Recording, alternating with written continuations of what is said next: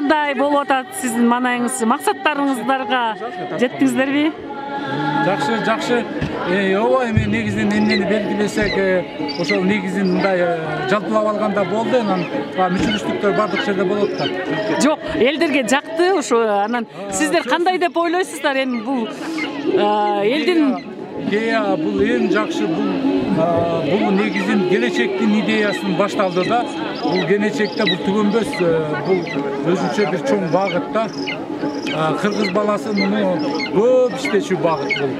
Ошо маданий туризмди өнүктүрүү, мындан ары биздин келечек муундарга өткөрүп беребиз. Муну да татыктуу тозуп алар да татыктуулантышы керек.